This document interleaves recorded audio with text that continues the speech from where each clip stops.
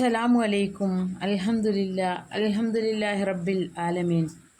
ഇന്ന് പറയാൻ പോകുന്നത് നമ്മുടെ ജീവിതത്തിൽ ഐശ്വര്യവും സമ്പത്തും വർദ്ധിക്കാൻ ചെയ്യേണ്ട ഒരു കാര്യത്തെക്കുറിച്ചാണ്. നമ്മുടെ ജീവിതത്തിൽ പതിവാക്കിയാൽ ഒരുപാട് മാറ്റങ്ങൾ ഉണ്ടാവും. നമ്മുടെ മുത്തുനബി സല്ലല്ലാഹു അലൈഹി വസല്ലമ തങ്ങളും മഹത്തുക്കളും നമ്മളോട് ചെല്ലാൻ നിർദ്ദേശിച്ച ചില ദിക്റുകളെക്കുറിച്ചാണ് ഇന്ന് പറയുന്നത്. ജീവിതത്തിൽ പകർത്തിയാൽ ഒരുപാട് മാറ്റങ്ങൾ നമുക്ക് ഉണ്ടാവും.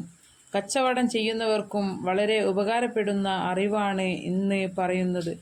സാമ്പത്തികമായ അഭിവൃദ്ധി ഉണ്ടാകും. ഒരു നിസ്കാരവും ഖളാഅക്കാതെ നിസ്കരിക്കുക. ഫർളായ കാര്യങ്ങൾക്ക് ഒരിക്കലും മുടക്കം വരുത്തരുത്. അതിൻ്റെ കൂടെ ദിക്റുകളും സ്വലാത്തുകളും ധാരാളമായി ചൊല്ലുക.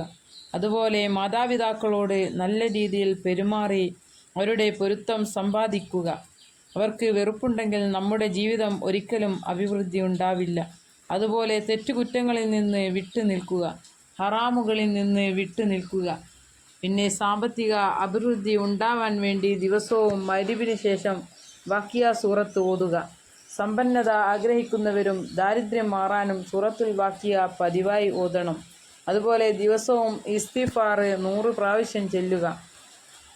സുബഹി നിസ്കാര ശേഷം ഇസ്തിഗ്ഫാർ 100 പ്രാവശ്യം ചൊല്ലുക. വിചാരിക്കാത്ത ഭാഗത്തിലൂടെ സമ്പത്ത് വന്നു ചേരാൻ ഇസ്തിഗ്ഫാർ വർദ്ധിപ്പിക്കുക എന്ന് മുഹമ്മദ് നബി സല്ലല്ലാഹു അലൈഹി വസല്ലമ തങ്ങൾ പറഞ്ഞിട്ടുണ്ട്.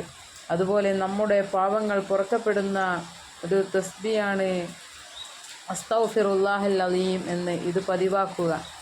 അതുപോലെ തന്നെ സുബഹി നിസ്കാര ശേഷം ഈ ഇസ്തിഗ്ഫാറും പതിവാക്കുക. സുബ്ഹാനല്ലാഹി വബിഹംദിഹി സുബ്ഹാനല്ലാഹിൽ അലീം വബിഹംദിഹി അസ്തഗ്ഫിറുല്ലാഹ് സുബ്ഹാനല്ലാഹി വബിഹംദിഹി സുബ്ഹാനല്ലാഹിൽ അലീം വബിഹംദിഹി അസ്തഗ്ഫിറുല്ലാഹ്. സുബഹി നിസ്കാര ശേഷം ഈ ഇസ്തിഗ്ഫാർ പതിവാക്കുക.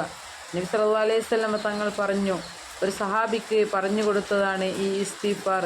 ഇത് വർദ്ധിപ്പിച്ചപ്പോൾ ആ സഹാബിക്ക് ഐശ്വര്യവും സമ്പത്തും വന്നു തുടങ്ങി. സുബ്ഹാനല്ലാഹി വബിഹംദിഹി സുബ്ഹാനല്ലാഹിൽ അലീം വബിഹംദിഹി അസ്തഗ്ഫിറുല്ലാഹ് ചൊല്ലിയാൽ ഉറപ്പായും മാറ്റം ഉണ്ടാകും. അതുപോലെ കച്ചവടത്തിലും മറ്റ് ബിസിനസ്സുകളിലും ഐശ്വര്യം വർദ്ധിക്കാൻ വേണ്ടി യാ മോയിനി യാ അനിയു യാ മോയിനി എന്ന ഈ ഇസ്മ പതിവാക്കുക. ഇത് 100 പ്രാവശ്യം പതിവാക്കുക.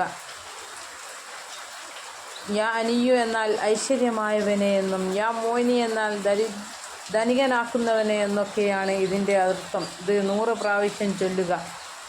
സുബഹി നിസ്കരിച്ചതിന് ശേഷം യാ ഫത്താഹു യാ റസാഖു യാ കരീമു യാ വഹാബു യാ അല്ലാഹ് എന്ന ഈ ഇസ്മും പതിവാക്കുക.